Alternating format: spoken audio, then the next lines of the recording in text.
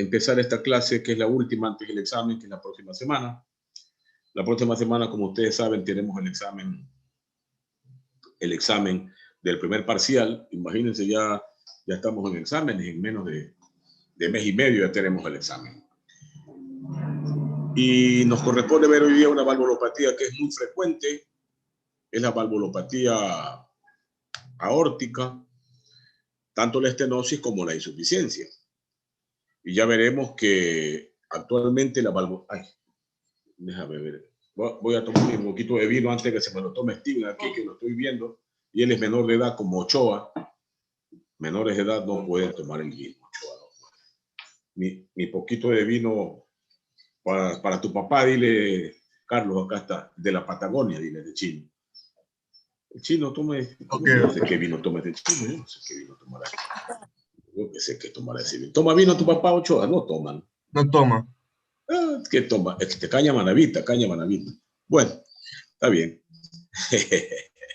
Vamos a ver. Entonces les decía que conforme ha aumentado la esperanza de vida de la gente, es evidente que la valvulopatía aórtica degenerativa va aumentando en frecuencia. Antes, hasta hace poco, creo que una década aproximadamente, no tenemos espacio, dice. Ya se paró la grabación. Sí leíste, ¿no?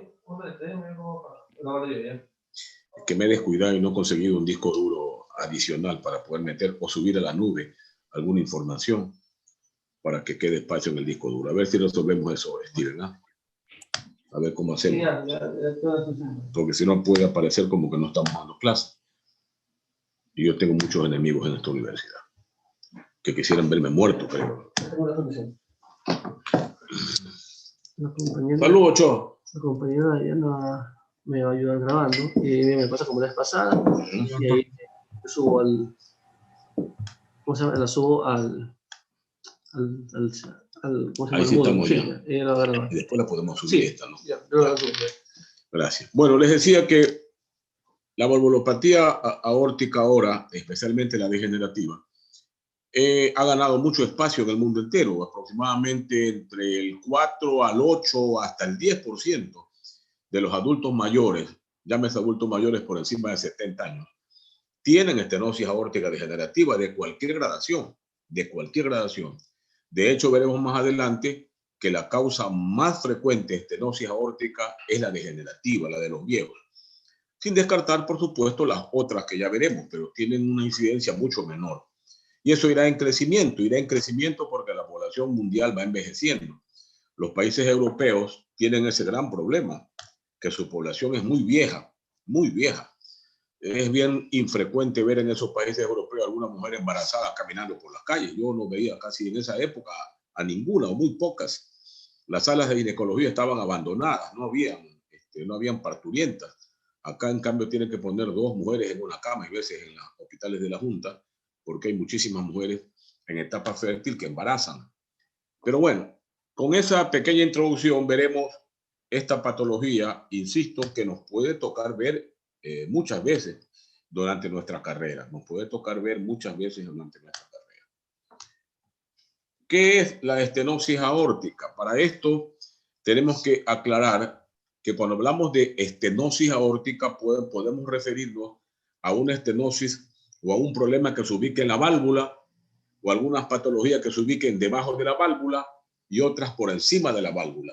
Cuando queremos entonces referirnos a una estenosis por problemas en la válvula, tenemos estenosis aórtica valvular, estenosis aórtica valvular, porque ya veremos que hay también estenosis aórtica subvalvular y estenosis aórtica supravalvular.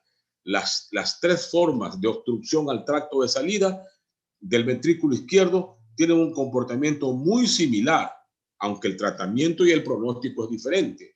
El comportamiento fisiológico es casi igual. Por lo tanto, ¿qué es? Aquí nos vamos a referir, por supuesto, a la estenosis aórtica valvular. La válvula aórtica o sigmoide es una de las válvulas que controlan el recorrido de sangre en el corazón o la salida de sangre desde el ventrículo izquierdo hacia la circulación sistémica. Ya hicimos ese recorrido en el repaso de la fisiología del corazón. Recuerda que veíamos que daba la vuelta por todas partes hasta que retornaba otra vez a las cavidades derechas. Y se encarga además de impedir que la sangre retorna normalmente de la arteria aorta al ventrículo izquierdo. Esta es una válvula aórtica normal con sus 3 senos valvulares: coronariano izquierdo, coronariano derecho y seno no coronariano. Vean que al cerrar hace una imagen parecida al logo del Mercedes-Benz. ¿Sí ven? El Mercedes-Benz, ¿ya? El carro que tiene el chinesco Ochoa, vean, ya. Igualito, el signo del Mercedes-Benz. Yo, pobre de mí, un Volkswagen que ya llora cuando lo arranco, me quedo botado a cada rato, Jonathan Andrés, me quedo botado a cada momentito. Ya el pobre se queja cuando lo prendo, pero así es la vida de los médicos de clase media. Bueno, ya esta es la apertura que hace. Acá tenemos, miren, la válvula mitral, la tricúspide, la aorta y la pulmonar. Acá tenemos la válvula cuando cierra. Muy bien. La estenosis aórtica valvular entonces se refiere a cambios patológicos, fisiopatológicos y clínicos que se asocian a la disminución del área valvular aórtica y la dificultad para su apertura. ¿Cuál es la apertura normal, el diámetro de apertura normal de la válvula aórtica? De 3 a 5 centímetros cuadrados. Es el diámetro normal. Cualquier disminución de esa apertura o de ese diámetro de apertura normal de la válvula se llama estenosis aórtica. Recuerden que la válvula aórtica se abre en sístole y se cierra en diástole, es decir, lo contrario de las válvulas auriculoventriculares. Durante la sístole la válvula debe abrirse, recuerden el componente desde el primer ruido, debe abrirse para que venga la eyección efectiva. Cualquier disminución del área de apertura valvular aórtica se llama estenosis aórtica valvular. Y la etiología es variada, pero aquí miren la más frecuente. Acá está la etiología de la estenosis aórtica valvular. Y invirtamos aquí el orden. En primer lugar va la degenerativa. Miren ustedes, esta diapositiva no tiene más de un año. Miren el orden que poníamos. Ahora no. En primer lugar se encuentra la enfermedad valvular aórtica degenerativa, pero largo, entre 50 y 70%, entre el 50 y 70% de las causas de estenosis aórtica valvular es degenerativa, de los viejos. De hecho, cuando usted tenga una estenosis aórtica valvular en una persona mayor de 70 años, la primera opción siempre será de viejo, degenerativa. Cuando tenga, en cambio, una estenosis aórtica severa antes de los 50 años, la primera opción es que ese paciente nació con una válvula aorta bicúspide que se degeneró e hizo después ya una estenosis aórtica. Y por último tenemos la reumática. Vean que aquí no es tan frecuente la reumática. O cuando ya tenemos un componente reumático mitral, por supuesto que la opción de una estenosis aórtica valvular también será reumática. Ya les dije en clase pasada que siempre las valvulopatías reumáticas debutan con un problema de la válvula mitral y después comprometen a la válvula aórtica. Yo particularmente no he visto un solo caso donde una valvulopatía reumática empiece primero por la válvula aórtica y después comprometa la válvula mitral. ¿Está claro, Jonathan? ¿Esto está claro, este mensaje? Adrianita, ¿está claro esto, por favor? Zambrano. Primero, las valvulopatías reumáticas siempre comprometen a la válvula mitral. Por lo tanto, si usted ve o tiene frente a usted una valvulopatía o una estenosis aórtica valvular, cuando la válvula mitral está sana, casi de entrada descarta que el origen sea reumático. Ahí puede ser o bicúspide o una degenerativa si aparece después de los 65 o 70 años. ¿Ya? Este mensaje, grábense lo que es clave para ubicarnos, porque el tratamiento difiere y el comportamiento y la morbimortalidad difiere en ambos casos. Ahí están otras causas. Miren ustedes, otras causas. Tenemos las adquiridas. Ahí está la esclerodegenerativa del anciano en primer lugar. Esclerodegenerativa del anciano. Luego también, aunque la bicúspide es una congénita, se la pone como adquirida también, porque con el tiempo del paso de los años es que se va degenerando y se va haciendo progresivamente estenótica, y ya más o menos en la tercera o cuarta década de la vida mínimo esta válvula bicúspide ya tiene una estenosis aórtica severa. De hecho, si un paciente en la década tercera o cuarta de su vida ya tiene una estenosis aórtica valvular severa, seguro que la primera opción es que ese paciente nació con una válvula aórtica bicúspide y se fue degenerando con el transcurso de los años. Y luego las acá, que son casi anecdóticas, yo no he visto en mi vida ninguna causa de esta, pero se las pone como adquirida. Y entre la congénita, por favor, solo grábense la bicúspide, el resto son anecdóticas. Válvula aórtica bicúspide es realmente, constituye una de las valvulopatías congénitas no cianosantes más frecuentes. Junto a la C y B, constituye una de las valvulopatías congénitas no cianosantes más frecuentes. Más frecuentes. Está claro. Ahí tenemos, miren, una válvula normal. Miren, el seno no coronariano izquierdo, coronariano derecho, el no coronariano, y deja esta forma del Mercedes-Benz cuando se cierra. Acá, miren, en cambio, hay solo un RACE, pero aparece una línea casi horizontal, anunciándonos que solo tiene dos valvas, es una aorta bicúspide. ¿Ya? Acá están como cierra normal, etcétera, etcétera. Y acá tenemos una válvula enferma. Una válvula enferma, miren, esto es una válvula reumática, esclerosada, edematosa, y abre la apertura de la aorta, está claramente disminuida.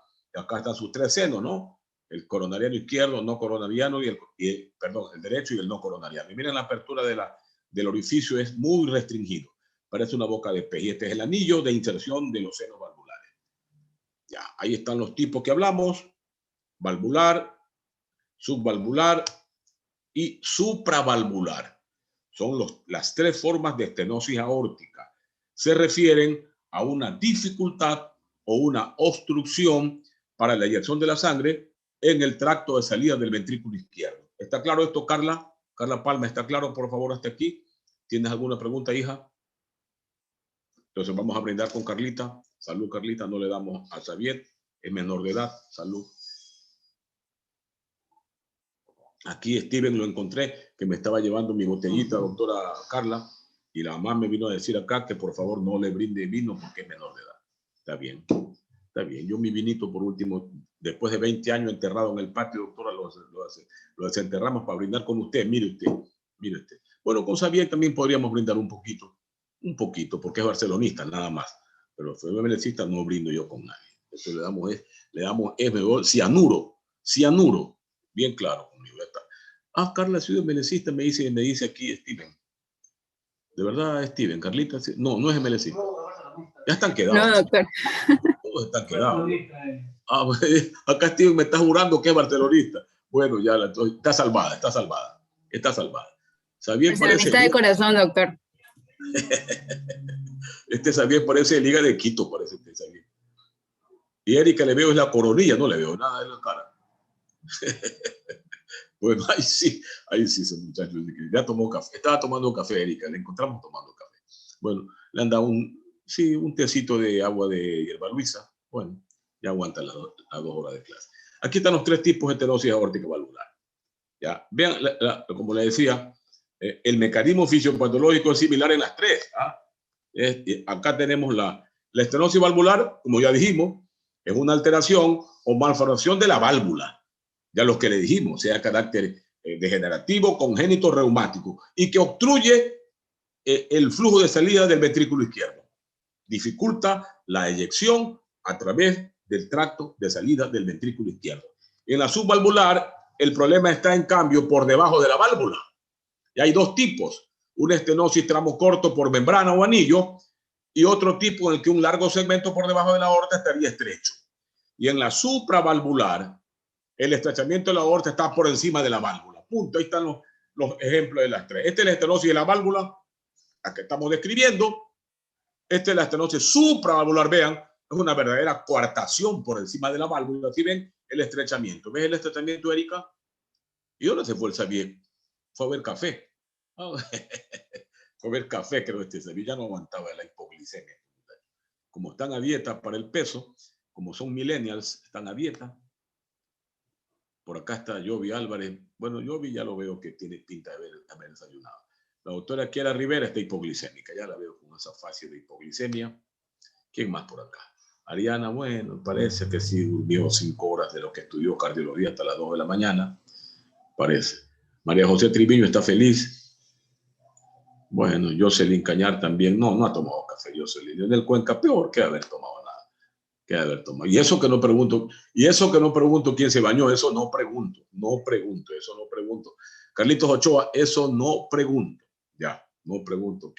La pregunta queda para el interior. Para el interior. Pero a algunos les veo hasta las lagañas, les veo todavía. Las lagañas de haberse levantado. La doctora Dayana Reindel dice, ¿cómo me vio la baño a mí este doctor? Como tiene el lente, ve doble. Doctora María Cristina está muy elegante. Bueno, entonces tenemos aquí las 3 tipos, ya vimos el mismo comportamiento. Vean cómo se abre una válvula normal trivalva. Y vean cómo se abre una válvula con 2 valvas. ¿Sí ven la diferencia? Esta se degenera antes de los 40, 50 años. Y esta se degenera después de los 65 años. ¿Ya? Vean que es importantísimo tener presente. Y en la estenosis aórtica, como dijimos, la sangre es incapaz de circular con libertad desde el ventrículo izquierdo hasta la aorta. Es decir, hay una obstrucción al tracto de salida del ventrículo izquierdo que produce una sobrecarga de presión. Antes de ver esto, los grados, quiero que entendamos lo que es el proceso fisiopatológico de la estenosis aórtica. Vean lo que dice aquí. En general, el proceso de engrosamiento y fibrosis de los velos con reducción de la apertura durante la sístole es un proceso lento de años de evolución. No hay, por lo tanto, un cuadro de estenosis aórtica valvular agudo, tal como ocurría con la estenosis de la válvula mitral. Recuerdan que las etapas de agudas de esa afección valvular no da sintomatología, no aparece, no se describe. Igual acá, lento, muy lento, ya sea la degenerativa por envejecimiento, la degenerativa congénita por bicúspide o la patológicamente anormal por reumatismo, son de evolución lentas.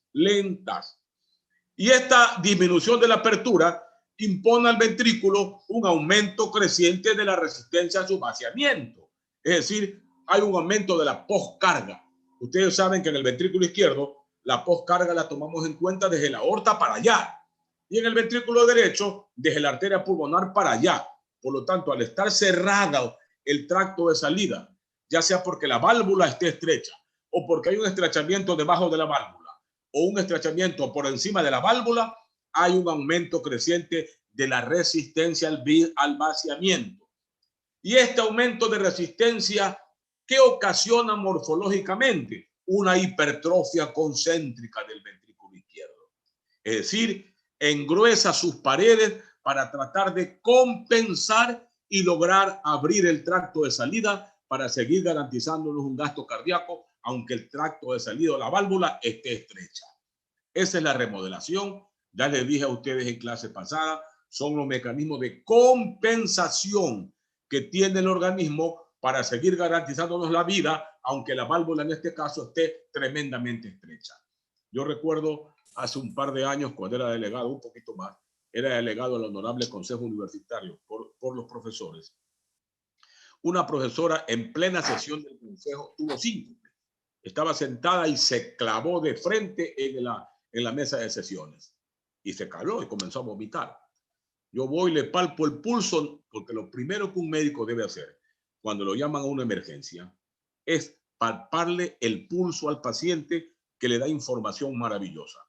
Cuando le traté de tocar el pulso, no lo pude palpar el pulso. Era imperceptible. Era realmente como que no tenía pulso. Y le palpé la arteria en la carótida y palpé como un tril en la carótida. Le puse la oreja en el pecho y le esculté el soplo sistólico. Dije yo internamente, esta señora tiene una estenosis aórtica valvular severa que ya debutó con síncope. Efectivamente le hice el eco y le encontramos una estenosis valvular severa con un área de 4 milímetros. Imagínense ustedes, ya esta señora tenía unos 69 años. 4 milímetros y estaba haciendo su vida normal todavía. Los mecanismos de compensación la tenían así, pero al mismo tiempo ya la estaban matando, porque tenía una severa hipertrofia concéntrica con una obstrucción casi completa al tracto de salida del ventrículo izquierdo, produciéndose lo que se llama un aumento de presión intraventricular y un gradiente transvalvular de la válvula aórtica que le permita seguir dándole un gasto cardíaco, aunque no normal, pero por lo menos para mantenerla con vida. Para mantenerla con vida. Ya. Y vean, este tipo de hipertrofia, como les estaba diciendo, permite al ventrículo adaptarse al aumento de resistencia en la eyección. Es como cuando, aquí lo veo Steven, que es pura pepa, como alza pesas, tiene los brazos como Popeye, para tratar de aguantar el aumento de fuerza. Hasta que se miran los brazos aquí. Es grasa, me dice, es grasa, estoy es gordo, doctor. Yo pensaba que era que alzaba pesas el Steven, lo que está es gordo este Steven. Entonces le decía, el aumento de la resistencia produce hipertrofia de las paredes para adaptarse a la dificultad del vaciamiento. Y esta hipertrofia concéntrica le permite mantener un gasto cardíaco normal o acercándose a la normalidad, con volúmenes ventriculares y presiones diastólicas normales. Usted no siente nada. Todo esto mientras el área valvular sea mayor a 9 décimas de centímetro cuadrado. Ya, ahí está. Hasta ahí el paciente puede andar tranquilo. Esa doctora tenía 0,4, ya debutó con síncope. Felizmente no tuvo muerte súbita, que pudo haber sido una alternativa. La expresión hemodinámica del aumento de resistencia es la diferencia de presión sistólica entre la aorta y el ventrículo izquierdo, o un gradiente transvalvular aórtico, que es el que nos permite o le permite al paciente que la válvula siga abriéndose aunque esté semicerrada. Y ese aumento de presión en el interior del ventrículo izquierdo, porque hay un mal llenado, por favor, aquí en la estenosis valvular aórtica, el problema no es la contracción, no es. El paciente no pierde la capacidad contráctil su ventrículo izquierdo. Por el contrario, al haber un gran grosor de paredes, la capacidad contráctil está aumentada.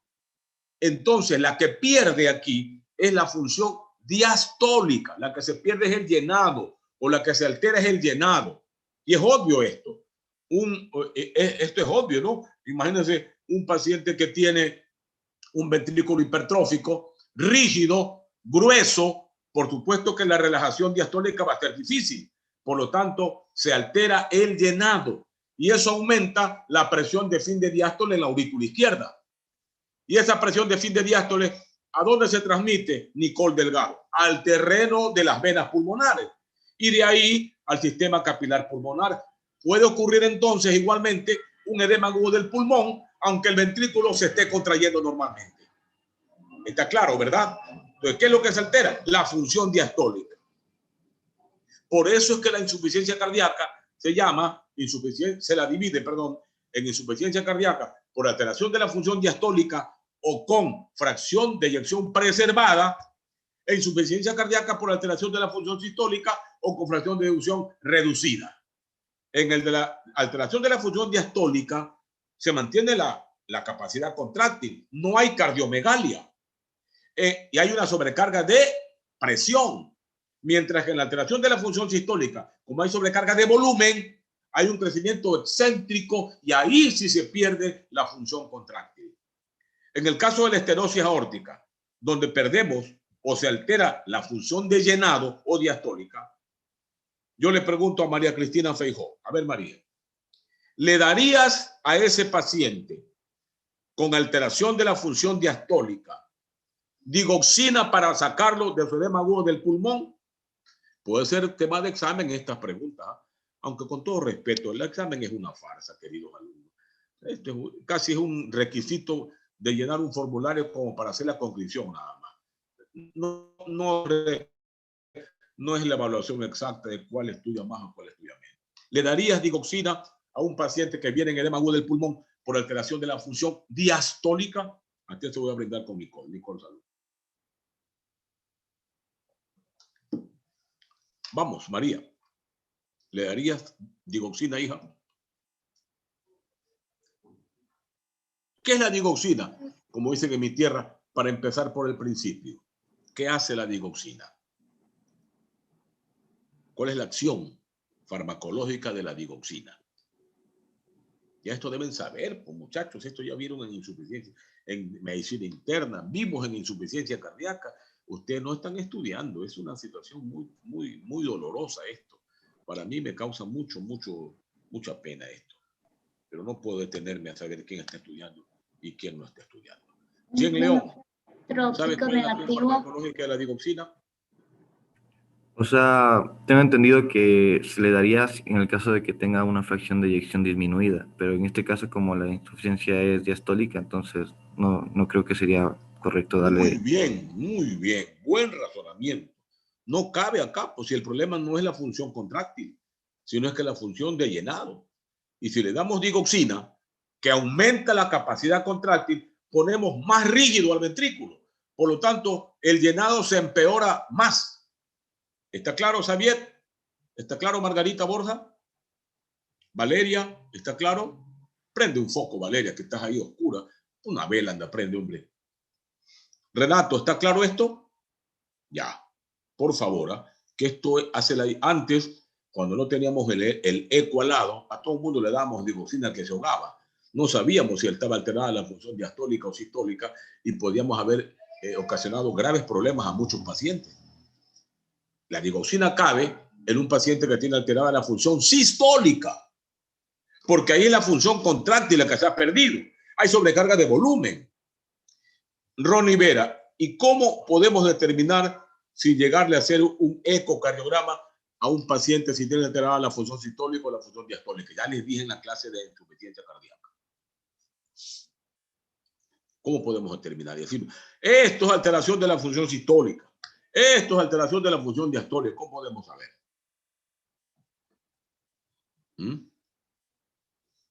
Efraín Madrid, ¿tú sabes qué harías para saber si es alteración de porque llega el edema al pulmón y no sabemos si es por alteración de la función sistólica o por la alteración de la función diastólica? ¿Qué haríamos rapidito para decidir y darle o no digoxina y darle o no diuréticos en alta dosis? Efraín. Radiografía de tórax. ¿Qué harías, dijo? Radiografía de tórax. Bien. ¿Cómo verías si la alteración es la función diastólica? ¿Gran cardiomegalia o no hay cardiomegalia? Efraín. Sin cardiomegalia. Si no hay crecimiento, si es una aumento de la alteración de la función diastólica, es porque no hay llenado. El ventrículo está creciendo hacia adentro, es concéntrica, no hay cardiomegalia. En cambio, la alteración de la función sistólica, donde hay una sobrecarga de volumen, hay una gran cardiomegalia. Yo le ordeno, póngale 4 ampollas de LASI y rápido una ampolla de digoxina. Ahí sí cabe más dosis de diurético y la digoxina, porque es alteración de la función sistólica. Si ustedes aprenden esto, se van a sobrar en emergencia, por favor. Se van a sobrar, los van a llamar para que resuelvan los problemas. ¿Está claro, Adriana Zambrano? ¿Está claro, Nicola? Karen Pozo. ¿O tienes alguna duda, hija? No, sí, doctor, está claro. Bueno, seguimos entonces. Ya. Ya esto acá ya sabemos. Ya. Ya. Ahora vamos acá, lo que les decía, cómo se divide la gravedad de la estenosis aórtica. Acá este electro está puesto. Acá está la gravedad de la estenosis aórtica.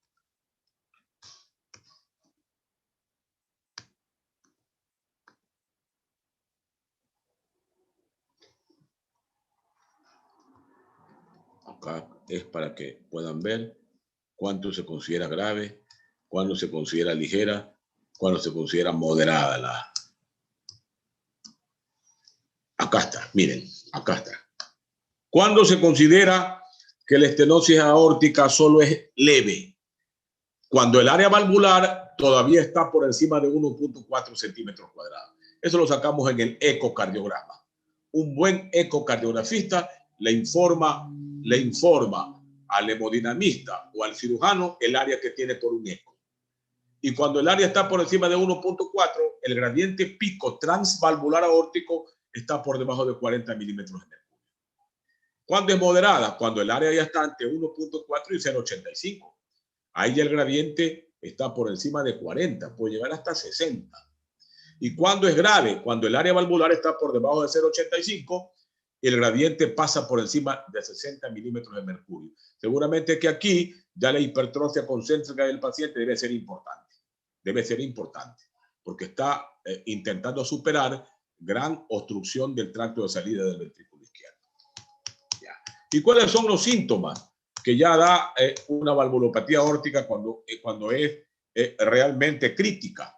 Entre los pacientes adultos, la aparición de los primeros síntomas se presenta habitualmente después de los 50 años, ya sea reumática o sea degenerativa bicúspide, y degenerativa de los viejos por encima de los 65 años, cuando el orificio valvular se ha reducido a menos de 0,6. Ahí ya empiezan los síntomas. Miren ustedes, de hasta 5 centímetros, solo cuando se reducen por debajo de esto empiezan a haber síntomas. El resto es compensación de los mecanismos de compensación que hacen que cuando tenga un área menos de 1 centímetro no sienta nada.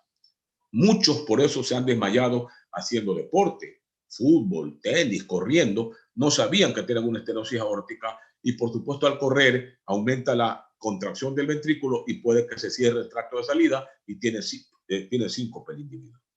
Y estos son los síntomas clásicos, esta triada que hay que tener presente siempre: la angina de pecho, la disnea de esfuerzo y el síncope. Ojo, miren que esto es clave. Cuando un paciente ya tiene angina, el dolor es exactamente igual. Dolor opresivo retroesternal en la cobrata de Wenckebach, que usted puede diagnosticar con todo derecho que es un síndrome coronario agudo. Pero si le ausculta un soplo sistólico de eyección y le palpa los pulsos de manera imperceptible, eso es una estenosis aórtica valvular grave, severa, que ya está pidiendo recambio.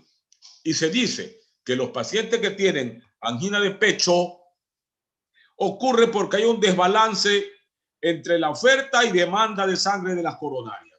A un ventrículo tremendamente hipertrófico no le llega la cantidad de sangre que corresponde, por lo tanto hay una angina de pecho. Y se dice que cuando ya se queja de angina de pecho un paciente, esa válvula debe ser cambiada en no más allá de 4 a 5 años. Ya no da más tiempo. Y cuando hace disnea de esfuerzo ya, hasta con edema agudo del pulmón, el recambio valvular no debe pasar de los 2 a 3 años. Y cuando tiene síncope, como el que tuvo la profesora ahí en plena sesión del Consejo Universitario, el recambio valvular no debe tardar más de 1 a 2 años. Es decir, ya está pidiendo recambio valvular o intervencionismo. Ya les diré que eso ha cambiado un poco en los últimos tiempos. Ya está. Eso vamos a seguir rápido. Ya no nos vamos a detener, pero eso es lo que hay. Algunos pacientes con estenosis aórtica importante pueden presentar hasta muerte súbita. Vieron, no sé si vieron ustedes un futbolista hace 8 años, Canú, recuerdo, Canú, que jugaba en el Arsenal inglés. Fue dramático verlo, que cuando corría con la pelota pasando el medio campo, ¡pum!, se desplomó e hizo convulsiones tónico-clónicas. Imagínense en esos países que aparentemente son más desarrollados que el nuestro, que tienen una tecnología superior y que tienen a la mano todo.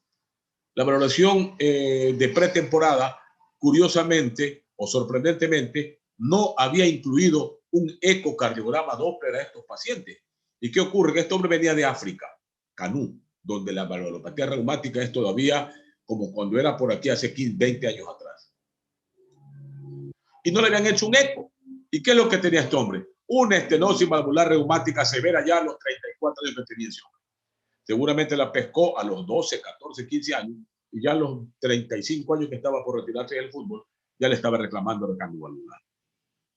Le hicieron el eco y le encontraron una estenosis severa aórtica y mitral, las dos válvulas hechas pedazos por un valvulopatía reumática. Imagínense qué valoración médica le habrán hecho antes en la pretemporada a ese deportista que se les había escapado tremenda valvulopatía doble. Ese paciente felizmente le hicieron un recambio valvular doble y no falleció y anda por ella retirado del fútbol. Pero de un deportista de élite, era muy conocido este Canú, era un futbolista africano que jugaba o jugó en algunos equipos de la Liga Premier inglesa. Ahí está todo esto. En el examen físico también, como les dije, hay que tomar en cuenta las características del pulso. Primero, la fascia del paciente es típica. La mayoría de los pacientes con estenosis valvular aórtica son varones. 7 de cada 10 estenóticos aórticos valvulares son varones. Al revés de lo que ocurría con la estenosis mitral reumática, que la mayoría eran mujeres, recuerdan. Acá son varones, el sexo masculino. La fascia es pálida. Los pacientes con estenosis valvular aórtica de cualquier etiología da una fascia pálida. Son los cardíacos que llamó la Segue, los cardíacos blancos, cardíacos pálidos, que parecen renales o anémicos. Pero usted a esa fascia pálida le palpa un pulso imperceptible. ¿Y por qué imperceptible? Porque el gasto cardíaco está disminuido. La salida de sangre a través de una válvula semicerrada, por supuesto que permite un gasto para la vida, pero no es el gasto cardíaco ideal. Por lo tanto, el pulso de esos pacientes es lo que se llama tardus y parvus, pequeño y retardado, en otras palabras, muy patuchito, muy imperceptible, otros llaman en alambre, de lo que es difícil palparlo. Y en tercer lugar, el soplo sistólico de eyección que se dirige siguiendo el curso de la dirección de la sangre. Como sale por la válvula aórtica, va hacia arriba, hacia las arterias del cuello, da la vuelta por el callado y usted lo puede ocultar hasta en el epigastrio, en la aorta abdominal. Sigue el trayecto de la dirección de la sangre. ¿Está claro, Carlos Ochoa? ¿Está claro esto, hijo? Sí, doctor. Está claro todo, ¿no? Por favor, ¿está claro esto? María Cristina Feijó, ¿sí está claro? Elvis, ¿está claro? Sí, doctor. Delgado Andrés, ¿bien todo? Bueno, seguimos entonces. Ya tenemos varias cosas para ir armando nuestro propio cuadro clínico. Varón, palidez, pulsos imperceptibles, parvus o tardos, soplo sistólico de eyección. Punto. No nos hagamos lío. Ahí está. Pulso de ascenso lento con soplo sistólico y frémito. Estenosis aórtica hasta no demostrar lo contrario. Y esto no nos interesa. Ese es el cuadro clínico. ¿Y cuáles son los métodos complementarios? Para celebrar que no ha habido mucha confusión, vamos a brindar con el Efrén Madrid un poquito de vino. Salud, Steven. Salud, Efrén. A Steven no le brindamos, ya saben, encima es gemelecista. ¿Qué le voy a brindar? A Madrid, que es barcelonista. La doctora María Cristina creo que es gemelecista. Ya le veo la fase de eléctrica ahí. Ahora, nadie es gemelecista. Nadie es gemelecista en este curso. Acá dice que es hasta socio de Barcelona, dice Steven. Bueno, salud, muchachos. Salud, doctora María Cristina. Qué drama, pobre Melec. También son ecuatorianos. Sufren mucho, muchachos. Ya ha sido, doctora María Cristina, ya ha sido aceptado como factor de riesgo coronario ser emelecista. Sí. Sexo masculino, dislipemia, hipertensión, diabetes, tabaquismo, sedentarismo, obesidad, emelecista. Ya ha sido aceptado como factor de riesgo coronario. ¿Qué culpa tenemos los barceloneses? Después se fueron disgustados con nosotros. Así, la OMS y la Federación Mundial de Cardiología ya incluyó. Y en Chile incluyó a los de la Universidad Católica, porque colocó los del equipo popular. En Perú, a los deportes cristal, son también factores de riesgo coronario. Ya son, y allá en Brasil, a los del Fluminense que odian a los del Flamengo. ¿Qué culpa tenemos en el resto del equipo? Barcelona, en cambio, es pura feromona. Pura feromona, doctora María Cristina. Pura feromona. ¿Sabe lo que es la feromona, no? Son las hormonas del placer, de la alegría. Ronnie Vela, ¿tú estás de acuerdo? Ni le veo a Ronnie, los lentes nomás le veo comprados en la bahía. Ahí los veo mejor, ya. Ahí los veo mejor. Bueno, el diagnóstico. Primero, el electrocardiograma siempre vale. En buenas manos, bueno, hasta hace unos 30 años nuestros cardiólogos solo tenían electro. Yo digo, mis respetos, mi maestro, el doctor Humberto Torres Sánchez, mi maestro en cardiología clínica, fue el que me llevó a ser cardiólogo a mí. Y yo con él tengo un reconocimiento eterno para toda la vida. Ya está jubilado mi maestro, está bien mayor. Él fue el que me metió al mundo de la cardiología. Cuánto yo diera porque muchos de ustedes, algunos hagan cardiólogo. Es una especialidad muy bonita, un poco frustrante, porque uno sabe lo que hay que hacer y no puede hacerlo acá. Hay pacientes que necesitan cateterismo ya y no hay cómo hacérselo. Otros reemplazo valvular ya, ¿cómo se lo hacemos? Otros necesitan, yo qué sé, pues, hacer una resonancia magnética para ver exactamente el flujo de la aorta junto con el cateterismo. No hay cómo hacerle. Es frustrante, pero es apasionante la cardiología. Primero porque usted se transforma casi en un faro de esperanza de vida en los pacientes. No tienen ustedes idea. Yo tengo muchos pacientes privados, muchos. Tengo un trabajo profesional muy agitado. Me cansa mucho, pero me da alegría al mismo tiempo que mis pacientes parecen mis novias. A cada momento, doctor, tengo 120, 70 y 84.5 latidos por minuto. Madre mía, a cada rato, ¿saben lo que es eso? A cada rato. Y se apagó el celular un rato, doctor, apagó el celular, usted, yo no puedo estar muriendo. Imagínense lo que es la cardiología. No es lo mismo las especialidades, por ejemplo, el imagenólogo. No tiene, pues, emergencia, ¿no? Él está encerrado ahí entre los rayos X, ahí tostándose las hormonas, testosterona o estrógeno, pero no tiene emergencia. O los laboratoristas clínicos ahí oliendo heces, escuchando menos la orina y contando los glóbulos rojos. Bonita la especialidad, pero no tienen emergencia, ¿no? No son, en cambio, un intensivista, un cirujano, el anestesiólogo, el cardiólogo. Es bonito porque de usted dependen muchas cosas. Actualmente los cirujanos no operan si un cardiólogo le dice opere, que le ha hecho la valoración prequirúrgica. Hágase cardiólogo, doctora Carla Pau. Usted tiene pinta intensivista, de cardiólogo, por ahí va usted más o menos. O Jovi Álvarez puede ser un anestesiólogo intensivista. La anestesiología es muy bonita, apasionante. Nadie empieza la cirugía si no llega el anestesiólogo. Llega el anestesiólogo ahí y todo el mundo aplaude. A ver, nadie toque nada, dice aquí, yo soy el que me encargo de todo. Y efectivamente el cirujano, si le dice al anestesiólogo, no opere, no opera. Dice, duérmemelo para media hora se lo duerme. Duérmemelo para 2 horas, para 2 horas se lo duerme. Muy bonita la anestesiología. Pero ya no es el anestesiólogo antiguo el que solo sabía hacer dormir a los pacientes. El anestesiólogo actual es un intensivista de quirófano. Debe saber resolver crisis hipertensivas, arritmias, deshidratación, hemorragia digestiva. Debe saber es un intensivista de quirófano. El anestesiólogo, ¿ah? Muy apasionante y debe dominar muchos problemas cardiológicos. Así que ahí están las especialidades que aquí faltan. No hay muchos anestesiólogos, le digo, en el país. Aquí son peleados. Cada anestesiólogo tiene 2, 3 cirugías al día. Y va de una clínica a otro, de un hospital a otro lugar, lo llaman por todos lados. Muy bonita. Bueno, entonces ahí te veo el electro, sirve, nos da la imagen de hipertrofia concéntrica del ventrículo izquierdo con sobrecarga de presión. Esta onda T negativa simétrica significa sobrecarga de presión. Porque si al lado de una onda aérea alta, como está aquí, hay una T picuda, eso es sobrecarga de volumen. Miren, qué bonito dato esto acá. Sobrecarga de volumen. Muy bonita la cardiología. Y aquí tenemos la placa de tórax, como les decía, vean, no hay cardiomegalia. Aunque hay una placa de edema agudo del pulmón, en este caso no es. Pero vean el borde de la aorta, tremendamente dilatado. Todo esto es la aorta. ¿Ven? Si ven este borde aquí, ¿ves este borde, Carla? Miren, está anchota la aorta. ¿Sí la ves? Eso es que está desarrollada la válvula, la arteria aorta por hipertensión severa. Por eso que se puede romper. El aneurisma disecante de aorta es más frecuente en los hipertensos crónicos, que arranca de cuajo y separa las capas de la arteria aorta y puede hasta arrancar la válvula aórtica de su sitio. Y vean, no hay cardiomegalia, hay el famoso signo de pie de bailarina de la hipertrofia concéntrica del ventrículo izquierdo. Ahí vean, ahí está señalando. Acá está el eco. El ecocardiograma es fundamental. Yo en esto no soy imparcial, ¿no? Por supuesto, soy ecocardiografista de hace tiempo y podría decir que es el método oro, pero no lo es. No lo es. Es muy útil un ecocardiograma Doppler, muy útil, porque nos permite determinar el grado de engrosamiento, la calcificación, el grado de hipertrofia, si la válvula es bicúspide o no, el chorro, el gradiente, todo nos permite. Pero nadie va a reemplazo valvular de una válvula aórtica si no le han hecho el estudio hemodinámico.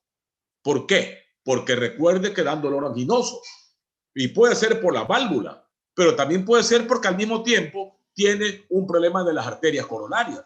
Por lo tanto, a todo paciente que tiene una estenosis valvular aórtica severa debe hacerse también un estudio coronarográfico y hemodinámico completo.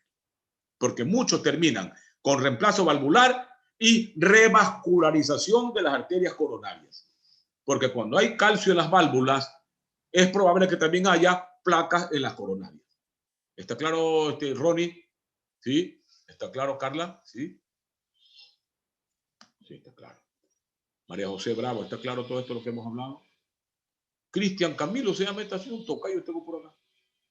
¿Está claro esto, Cristian? ¿Sí? Doctor. Bueno, seguimos entonces. La doctora Carolina Nicole está pero como con sueño todavía. Está con sueño, se despierta recién la doctora Carolina. Estudió hasta la 1 de la mañana cardiología y se quedó dormida un poquito. Bueno, está bien. Si es por estudiar.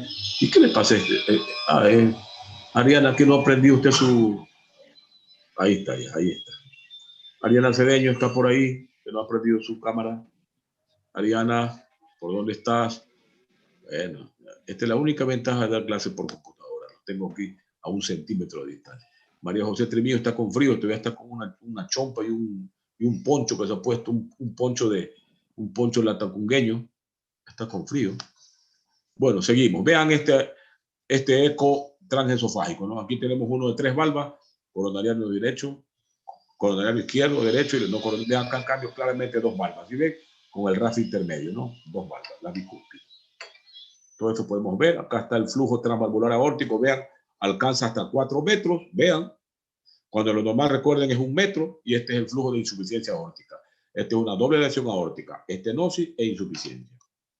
Acá te vean, tremenda calcificación de la válvula aórtica. Y el estudio hemodinámico, el cálculo, aquí está todo, hay que conocer el compromiso de las coronarias. Por lo tanto, nadie va a quirófano si no se le hace previamente un estudio hemodinámico completo. Y el estudio y el tratamiento depende de varias cosas. Primero, aquí hay un debate muy profundo. En la estenosis aórtica sintomática, no grave, no severa, de ligera a moderada, solamente cabe hacer la evaluación clínica, electrocardiogramas cada 3 meses y un eco cada 6 meses para ver la evolución de este paciente. Aquí casi no hay tratamiento. ¿Qué tratamiento médico le podemos ofrecer ahí? Si el problema es mecánico. Solo estamos a la expectativa. Si le recomendamos que no haga mucha actividad física enérgica, no haga ejercicios de resistencia como pesas, flexiones, barras, solo actividad aeróbica, caminatas, nadar, bicicleta. Y no usar nitratos porque pueden bajar bruscamente la presión arterial. Si hacen insuficiencia cardíaca ya porque es una estenosis aórtica más severa, el espectro farmacológico es estrecho, porque recuerden, aquí el problema es el llenado, no es la contracción. Por lo tanto, se debe usar diuréticos con mucha precaución para evitar bajo gasto cardíaco o hipotensión. No dar vasodilatadores porque bajan más la presión arterial, y digitálicos nunca, solamente si el paciente se encuentra en fibrilación auricular. Ya. Bueno, esto acá no... el mismo criterio, ¿no? Una vez que ya hemos resuelto que se le cambie la válvula, a los pacientes se le pone prótesis mecánica en menores de 70 años y prótesis biológica en pacientes mayores de 70 años. En la prótesis mecánica hay que anticoagularlo el resto de su vida o mientras esté con la válvula, y en la prótesis biológica se evita la anticoagulación. Eso ya está claro, ¿no? Acá quería decirles algunas cosas. Ya. Ahora, bueno, no ahora, en Europa desde hace unos 20 años, ni siquiera. Más. Imagínense, yo estuve en Barcelona hasta el año 91. Y cuando roté por el área de hemodinámica, que era lo que más me gustaba a mí, roté por hemodinámica, donde yo tenía 2 profesores que me ayudaron muchísimo. El profesor Enric Domingo, que era muy joven, cuando yo estuve allá no tenía más allá de 40 años. Y era clínico, era doctor en electrofisiología cardíaca y era hemodinamista al mismo tiempo. El doctor Enric Domingo. Mi hermano, después se transformó en mi hermano. Me dijo, tú no eres mi alumno, eres mi hermano. Tuvo conmigo una relación de hermandad. Y mi maestro de hemodinámica, el profesor Enric Aníbarro. Enric Aníbarro, ya era un poco mayor en esa época, habrá tenido ya unos 60 años. Imagínense, ya han pasado 30 años aproximadamente. Y fue mi maestro en hemodinámica. Fueron tan buenas personas conmigo que el doctor Aníbarro me llevó a que le ayude a él a hacer sus cateterismos en la clínica Quirón, que era la única clínica privada de Barcelona. Solamente iban los millonarios, porque la medicina pública es tan buena ya que la medicina privada casi no existe. No hay medicina privada, muy poca medicina privada. Entonces me llevó a la clínica Quirón a que le ayude, yo era ayudante de él en los cateterismos privados. No solo que me enseñó, me hacía ganar algún dinerito. Yo lo traje acá al Ecuador, lo hice conocer Ecuador, lo llevé a Cuenca, nos fuimos al Oriente, a las Galápagos, se portó también conmigo, que nos fuimos 10 días a dar la vuelta por el Ecuador, con el maestro Aníbarro que vino con la esposa. Cuando regresé en el año, bueno, iba cada 2 o 3 años a España por la familia de mi esposa, ahora ya no voy mucho, ya está mi suegra por acá. Hace 3 años estuve de nuevo, ya lo vi bien mayor, el profesor Aníbarro, ha tenido unos 87 años. Pero ustedes lo hubieran visto andando en bicicleta y parecía que tuviera 70 años, de una jovialidad y de una salud impecable. Yo recuerdo cuando se iba a hacer la primera valvuloplastia, me dijo el profesor, vas a ayudar tú, Morán, me decía. Así que anda a vestirte, anda a lavarte, que vamos a hacer aquí la primera dilatación de aorta, la valvuloplastia aórtica en pacientes mayores, añosos, que no se podían operar porque la cirugía de cambio revalvular aórtico tiene una mortalidad del 3 al 8%, todavía en el mundo entero. Más al 8% en centros como los nuestros y el 3% en centros de alta complejidad tecnológica como los europeos. Aunque quiero decir algo claro, acá tenemos ya un grupo de cirujanos cardiovasculares muy buenos que operan muy bien y que en hospitales privados donde tienen una buena tecnología no tienen una mortalidad diferente a la de los grandes centros quirúrgicos del mundo. El doctor Roberto Gilbert opera muy bien válvula aórtica, muy bien, y tenemos dos muchachos jóvenes que fueron orgullosamente mis alumnos, que son actualmente los que operan en el Teodoro Maldonado y que tienen una muy buena calidad tecnológica quirúrgica. Los doctores Rivas y Juan Carlos Medina, que fueron mis alumnos.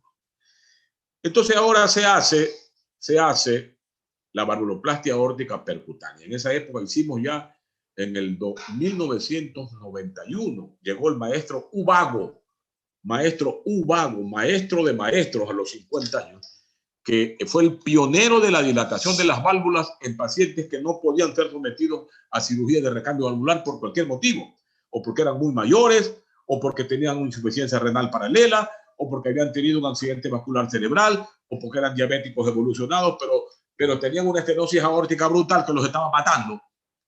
Y resolvieron dilatar las aortas. Y él ya venía dilatando muchos aortas. El maestro Ubago, con una humildad propia de las personas grandes realmente, nos enseñó muchísimo en esa época. Pero ocurría que las valvuloplastias puras, las que se hacían con el balón, claro, lo sacaba el paciente de la emergencia, pero a los 6 meses volvían a estenosarse, volvían a cerrarse.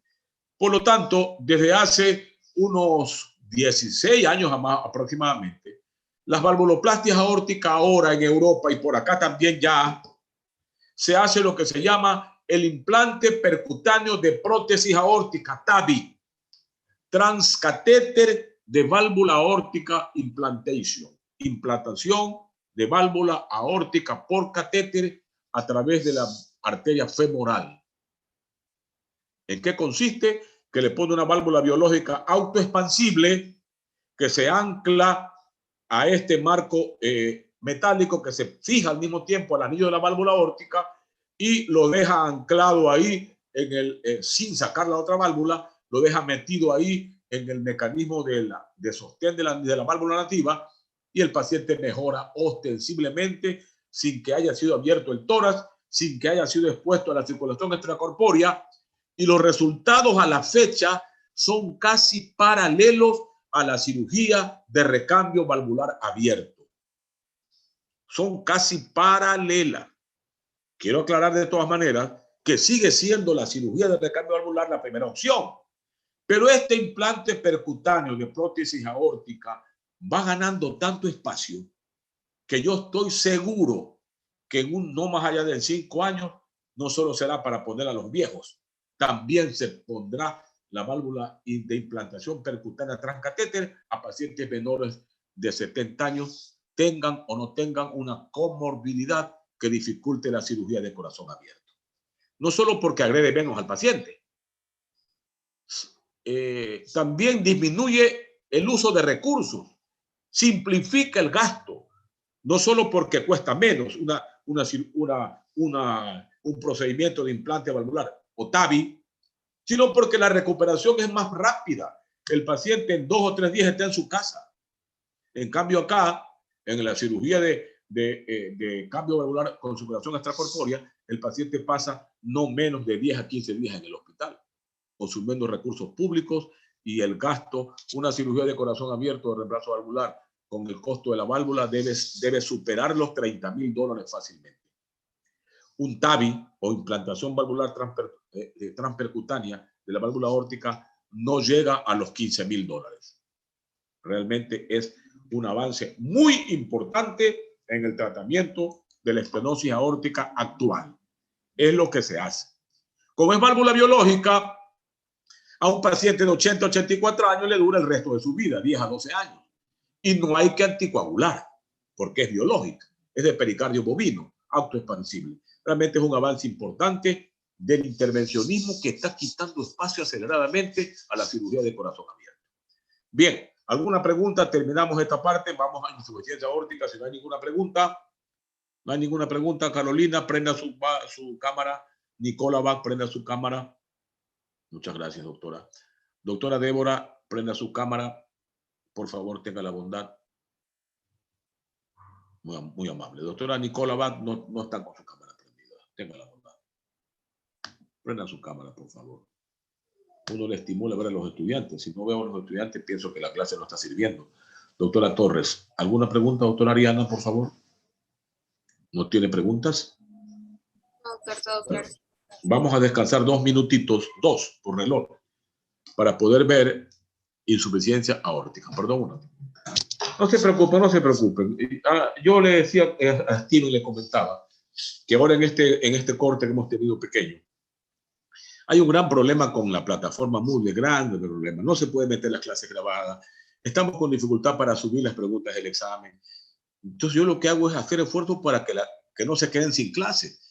Hasta el semestre pasado, pues los que no podían se conectaban con la clase grabada. Ahora no se puede ni meter la clase al Moodle. Es un problema bien grave de la plataforma, que se quejan todos los profesores y ustedes mismos que me ayudan en esto, se dan cuenta de la dificultad que hay. Entonces yo por lo menos, para que no falte, los que no se conectan al día de la clase van a tener problemas. Por ejemplo, aquí hay más de 20 estudiantes que no se han conectado. Entonces, cada cual es dueño de su destino, ¿no? Yo les pongo presente a todo el mundo, ¿eh? Yo, ¿quién le voy a hacer problema a un estudiante? Pero cada cual es dueño de su destino. El que no se conecta va a tener problemas, ¿eh? Va a tener problemas porque no se puede subir la clase grabada al Moodle de la plataforma. Bueno, vamos a ver la insuficiencia aórtica. Es la incapacidad de la válvula para cerrarse durante la diástole. Vean cómo queda semiabierta la válvula. Ahí está la pulmonar, la aorta, y acá está la tricúspide y la mitral y la tricúspide. Normalmente debe cerrarse en diástole, pero vean cómo queda abierta. Por lo tanto, la sangre pasa desde la arteria aorta al ventrículo izquierdo, sobrecargando de volumen al ventrículo izquierdo. Ahí está, vean, la válvula queda semiabierta, por lo tanto pasa la sangre desde la arteria aorta hacia el ventrículo izquierdo. ¿Cuál es la etiología? O se clasifica en 2 grupos la insuficiencia aórtica valvular.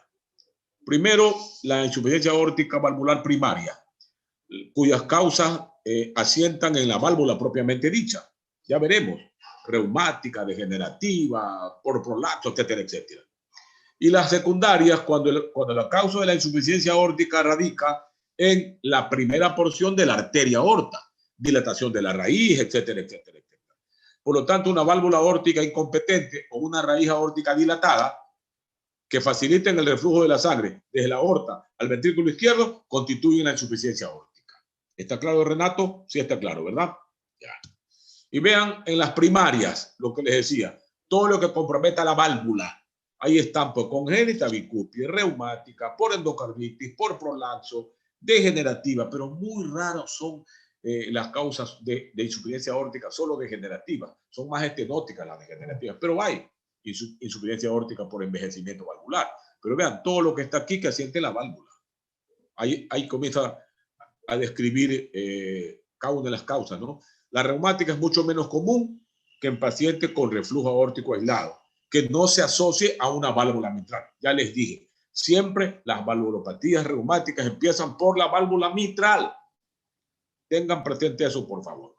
En casi el 66% de los pacientes con reflujo aórtico se observa insuficiencia aórtica de origen reumático, con deformación, acortamiento y engrosamiento de las válvulas individuales. Otra causa es lo que les dije, el prolapso de la válvula aórtica o degeneración mixomatosa, causa reflujo aórtico crónico y progresivo, tal como recuerden en la insuficiencia mitral crónica, que el prolapso valvular de la mitral era una de las principales causas de insuficiencia mitral crónica. Ya vemos las endocarditis y todo lo que está en la válvula. Y en cambio, a nivel del tercio inicial de la arteria aorta está la sífilis, la espondilitis anquilosante, la hipertensión y todas las causas o las patologías que dilaten la raíz de la arteria y que por dilatación del anillo pueden producir también insuficiencia aórtica crónica de varia gradación. También se ocasiona una rotura de la válvula por trauma, ¿verdad? En pacientes con trauma torácico no penetrante es la causa más frecuente. El síndrome de Marfan, que es una dilatación de la raíz de la aorta, provoca incompetencia valvular y el reflujo concomitante. Ahí está, mire, en la clásica aracnodactilia del síndrome de Marfan, que dilata la raíz de la aorta. La sífilis, la hipertensión arterial, etcétera, etcétera. La endocarditis infecciosa. ¿Cuál es la fisiopatología? Aquí hay dos tipos, así como la insuficiencia mitral, recuerden. Una cosa es la fisiopatología de una insuficiencia valvular aórtica aguda, rotura por traumas, rotura por endocarditis, aneurisma disecante de aorta que arranca la válvula de su sitio de manera súbita y los puede matar porque llega mucho volumen de sangre al ventrículo izquierdo en un ventrículo que no está preparado para recibir tanta sangre. Porque ¿qué es lo que ocurre normalmente en la insuficiencia aórtica crónica? El volumen de sangre regurgitado puede ser hasta del 50% del que se eyecta. Por lo tanto, regresa al ventrículo izquierdo nuevamente en plena diástole. Y a ese volumen que retorna anormalmente en la diástole, se suma el volumen del llenado diastólico normal. Por lo tanto, el ventrículo izquierdo en diástole recibe mucho volumen. Eso se llama sobrecarga de volumen. Y esa sobrecarga de volumen, ¿a dónde lo conduce? A la hipertrofia excéntrica. Mientras que la sobrecarga de presión conducía a la hipertrofia concéntrica, la sobrecarga de volumen conduce de manera defensiva por los mecanismos de homeostásico de compensación a la hipertrofia excéntrica. Por eso es que en la sobrecarga de presión con hipertrofia concéntrica no hay cardiomegalia, mientras que en la sobrecarga de volumen con hipertrofia excéntrica la gran característica es la gran cardiomegalia. Y eso usted lo diferencia o con un eco o con una radiografía de tórax que está a la mano de cualquiera. ¿Ya? ¿Está claro, Renato? ¿Sí? Seguimos. Bueno, ya dijimos aquí, en la insuficiencia valvular aórtica aguda es una emergencia quirúrgica, que si no, tal como en la mitral, que si no se resuelve en pocas horas, el paciente puede morir. Por eso nos referimos solamente a la insuficiencia aórtica crónica. Acá está. Cuando la insuficiencia aórtica es moderada, vamos a ver rápido un poquito para ganar tiempo. Mientras que en la estenosis aórtica, la fase del paciente era pálida, recuerden los cardíacos blancos que hablamos.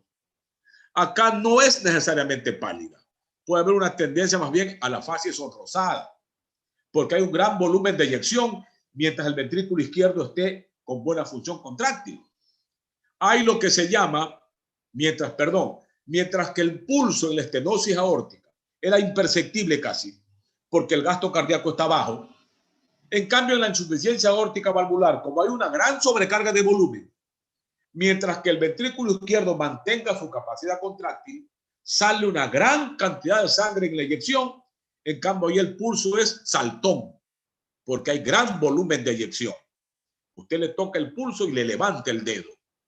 Característica de la insuficiencia aórtica crónica grave con un ventrículo izquierdo que todavía mantiene la capacidad contráctil.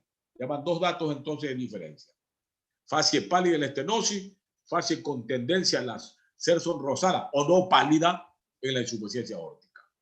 Mientras que el pulso es imperceptible en la estenosis aórtica porque el gasto cardíaco es pobre, en la insuficiencia aórtica el pulso se llama de Corrigan o saltón, porque hay un gran volumen que se eyecta mientras el ventrículo tenga una buena capacidad contráctil. En la estenosis aórtica la presión diferencial no varía. En cambio acá, en la insuficiencia aórtica, como sale un gran volumen de eyección durante la contracción, la presión sistólica puede estar elevada. Y como regresa la sangre durante la diástole, la presión diastólica está baja. Por eso hay lo que se llama la gran presión diferencial de la insuficiencia aórtica crónica. El paciente puede venir con 180-50. Y eso ocurre mientras la función contráctil tenga una buena capacidad. Porque cuando ya se pierde la función contráctil, cuando el ventrículo ya ha perdido capacidad sistólica, no solo que se pierde la gran intensidad del pulso, sino que la presión diferencial se acorta, porque ya el ventrículo izquierdo deja de cumplir la ley de Frank-Starling. Aunque le llegue gran volumen, ya no eyecta una gran cantidad de volumen. Ahí se pierde la presión diferencial. Por lo tanto, mientras usted tenga una insuficiencia aórtica crónica con una gran presión diferencial, nos está indicando que todavía el ventrículo izquierdo tiene una buena capacidad contráctil. ¿Está claro, Margarita Borja? Carla Palma, ¿está claro, por favor? Muchas gracias. Entonces tenemos ya eso, que es característico. ¿Eh? ¿Qué otros datos acompañan al examen físico para ir resumiendo un poco? De un paciente con insuficiencia aórtica severa. El famoso signo de Muset, donde el paciente mueve rítmicamente la cabeza con cada contracción sistólica, que no hay en la estenosis aórtica. Y la mueve por el gran volumen de eyección. Insisto, mientras mantenga una gran capacidad contráctil. Hay también lo que se llama la famosa danza arterial. Se ve el latido de los de los vasos arteriales del cuello. Usted nota el movimiento de los vasos arteriales del cuello, la danza arterial, que no se ve en los pacientes con estenosis aórtica. Todo esto mientras el paciente tenga un ventrículo izquierdo con buena capacidad contráctil. Porque cuando ya se pierde esa capacidad contráctil, dejan de haber estos signos en la insuficiencia aórtica crónica. Y otro signo importantísimo en la insuficiencia aórtica crónica es el famoso signo de Quincke. Usted le aprieta el lecho ungueal y usted verá que la columna de sangre del lecho ungueal sube rítmicamente con la contracción sistólica. Signo de Quincke, muy fino para insuficiencia aórtica crónica. Y finalmente el signo de Roch.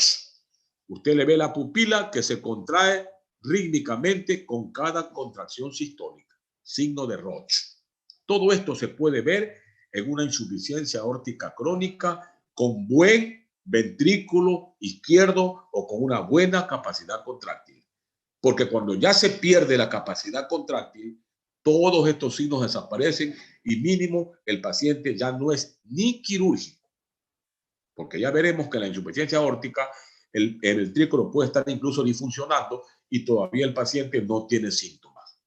Por eso que el reto de un ecocardiografista o de un cardiólogo es diagnosticar la insuficiencia aórtica antes de que tenga síntomas. Porque, insisto, puede estar ya que el ventrículo izquierdo disfuncionando y el paciente no tiene síntomas. Y ya cuando los tiene es inoperable. Métodos complementarios, el electrocardiograma, donde se ve la sobrecarga de volumen, la radiografía estándar de tórax, la gran cardiomegalia, el ecocardiograma de Doppler, que vale mucho, pero tampoco es método oro, y el estudio hemodinámico, que es definitivo para definir el recambio valvular. Vean acá la gran cardiomegalia en la placa de tórax, gran cardiomegalia, el pulmón blanco edema intersticial con la línea B de Carley y el gran pulmón y el gran borde de crecimiento, mega crecimiento de el corazón en la sobrecarga de volumen. Cuando usted ve esta placa de gran cardiomegalia, pérdida de la función contráctil, insuficiencia cardíaca por disminución o depresión de la fracción de eyección. Esta, ya está, punto. Ahí sí, diurético, importante dosis, y ahí también digitálico. Ven acá el ecocardiograma, vean qué bonito se ve. No seas malito. Dile al ingeniero que venga para acá, un ratito, al ingeniero, que está ahí en la sala de eco. Disculpen, es que tengo un ingeniero hoy que acabo de comprar un eco nuevo y estoy, recién me están entrenando en el eco y tengo una duda con los colores del eco. Una duda con los colores del eco.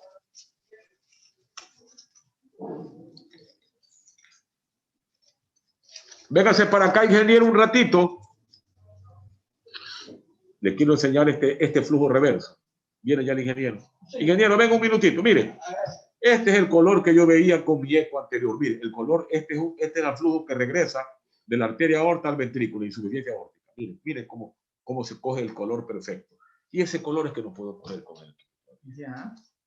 Mira cómo se ve, cómo el flujo regresa de la arteria hacia el ventrículo. Miren, puedo decir insuficiencia aórtica. Ya. Pero con estos colores no encuentro ese espectro de colores, no sé a qué profundidad o con qué frecuencia te puede coger esos colores. Entonces, si ese colega que en Quito tiene ese eco y me ayuda, sería bueno. Porque acá en Doppler sí, pues, ¿no? Se coge el flujo, pero a veces es la impresión visual de cuánto regresa lo que le da a usted la clasificación de la insuficiencia aórtica. Ya. Este espectro no he cogido. Ya. También vamos a ver. Porque esta parte lo ve aquí. Eso sí. Esta parte lo ve acá. Claro, que el flujo de Doppler sí, no hay problema. Es el color, color. Y acá está la parte derecha. Seguro, la parte derecha de la tricúspide, por ejemplo, no cojo color. No me capta el color el equipo. Ese es el gran problema que tengo. Ya alguna vez que lo voy utilizando 3 semanas el equipo. Ese es el gran problema que tengo. Ustedes me superan eso y tengo un equipo para 10 años. Eso lo vamos a decir. Gracias, disculpen, por favor, disculpen, jóvenes, la interrupción. Seguimos. No. Ya. Él estaba diciendo al ingeniero que es que el equipo mío que yo tenía, un General Electric, me lo quemó la luz. Se fue la luz y cuando vino ya no prendió el equipo, por más que tengo reguladores de voltaje, lo quemó. Y he comprado un nuevo equipo que es pionero acá en la ciudad, es el primero que se compra en la ciudad de cardiología. Y me están entrenando en el manejo del equipo. Y tengo dificultades para coger el espectro de color. Que ustedes ven este chorrito aquí que si ve un variopinto de colores, se nota la turbulencia del color, es el que está regresando acá, de gran insuficiencia aórtica. Pero no es el método oro. ¿Qué es lo que se ve en el examen físico? El soplo de la insuficiencia aórtica es diastólico. Vean. Diastólico que va decreciendo conforme avanza el ciclo diastólico en el ciclo cardíaco. Es un soplo de regurgitación diastólico, nada de pronto, diastólico. Y se puede escuchar en el segundo ruido. Pero también hay lo que se llama el soplo de Austin-Flynn de pseudoestenosis mitral y el soplo sistólico de pseudoestenosis aórtica por el gran volumen que sale a través de la válvula. No es que hay una estenosis, sino que el gran volumen que sale a través de la válvula nos puede dar el soplo de acompañamiento sistólico. ¿Cuál es el tratamiento? Bueno, el tratamiento médico, ya lo hemos hablado, es el tratamiento de la insuficiencia cardíaca cualquiera con sobrecarga de volumen y alteración de la función sistólica. Diuréticos, vasodilatadores, digitálicos, si está en arritmia, la anticoagulación, ya eso hemos hablado y no vamos a insistir. Por eso acá, en el tratamiento médico hay que tratar la insuficiencia cardíaca, tal como ya vimos, Carolina. Si te recuerdas cuál es el tratamiento de la insuficiencia cardíaca, recuerda diuréticos, digitálicos, vasodilatadores, el Entresto y ahora la dapaglifosina, el Forxiga, que se llama el nombre genérico, el nombre comercial, que actualmente se está dando junto al Entresto para mejorar la capacidad de contráctil de ventrículo izquierdo, etc. Eso ya lo hemos visto, no vamos a repetir. Pero, ¿qué es lo importante? Y el otro es el tratamiento quirúrgico o de reparación valvular. Acá solo se reemplaza la válvula. Ya. O también se hace ya en la insuficiencia aórtica el intervencionismo, el TAVI también, que vimos para la estenosis aórtica. El problema es cómo determinamos en qué momento se ordena el reemplazo valvular. En qué momento ordenamos el reemplazo valvular. Eso es clave, por favor, Carolina, Luis, Adriana y Karen. Eso es clave. Porque podemos cometer errores en contra del paciente. Cuando un paciente ya le diagnosticamos insuficiencia aórtica, viene con su fascia no pálida, su soplito diastólico, el pulso saltón que le levante el dedo, el signo de Muset, el signo de la danza carotídea, etcétera, etcétera, y le hacemos un electro, gran crecimiento con sobrecarga de volumen, y le hacemos el eco donde vemos lo que vimos acá, vemos este reflujo que regresa para acá, y el ecografista nos dice insuficiencia aórtica grave, crónica. Tenemos que definir ¿qué parámetro utilizamos fundamentalmente para ordenar el recambio valvular? Y son 2. Primero, no está aquí esto. Bueno, primero, la dilatación del ventrículo izquierdo.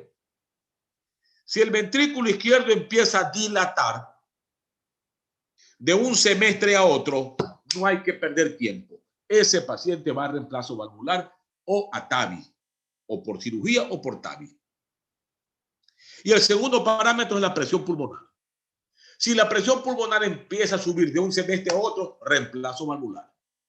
Claro, es una insuficiencia aórtica crónica, grave, gran regurgitación, aunque el paciente no tenga síntomas todavía. Porque ese es el problema, les decía. Hay muchos pacientes con insuficiencia aórtica valvular que están asintomáticos, aunque ya el ventrículo esté disfuncionando. Y cuando dan síntomas, es porque ya está inoperable el paciente. Por lo tanto, no esperemos que el paciente nos haga un edema agudo del pulmón. Solo tenemos que hacerle eco cada 3 o 6 meses para determinar el tamaño del ventrículo en sístole y los valores de la presión pulmonar. Aunque esté asintomático, si el ventrículo empieza a dilatarse, hay que enviar a hacer recambio valvular o TAVI. Y si la presión pulmonar empieza a subir junto con el crecimiento del ventrículo izquierdo, ya no hay que pensar nada. Ese paciente debe ir a recambio valvular. El problema es aquí en nuestro medio, ¿quién diablos le cambia la válvula a una persona pobre que no tiene seguro social? Y se nos muere en nuestras narices porque no tenemos mucho que ofrecerle desde el punto de vista médico ya. ¿Está claro, Karen? ¿Sí? ¿Está claro? Bien. ¿Alguna pregunta? Eso es todo, queridos estudiantes. La próxima semana, a ustedes que son el grupo 3, creo, ¿no? Ustedes son el grupo 3, claro. ¿Verdad? Claro. Les toca el martes. No, yo soy el grupo 2. Ah, ya. La próxima clase daremos, el examen será como les corresponde el horario normal. Grupo 3 verá el martes. Grupo 2 y el 1 verán el lunes. Juntos van a dar ellos el examen. Grupo 4 dará el viernes, cuando le toca. Grupo 5 el jueves y grupo 4 el viernes. Y con eso terminamos. Es un examen casi para cumplir requisitos, porque imagínense qué evaluación podemos hacer, ni ustedes a mí, ni yo a ustedes, porque casi hemos tenido tiempo de ver mucha materia. Son 7 clases que no podemos hacer milagros tampoco. Bien, jóvenes, muchísimas gracias. Si no hay ninguna pregunta, les agradezco mucho. Un abrazo, cuídense mucho y nos vemos en la próxima clase en el examen. Doctor, una pregunta. ¿Este examen será a la misma hora de clase o a la de 9? A la misma hora de clase, 8 de la mañana. ¿Ya? ¿Está claro? Porque la hora de clase nuestra es de 8:30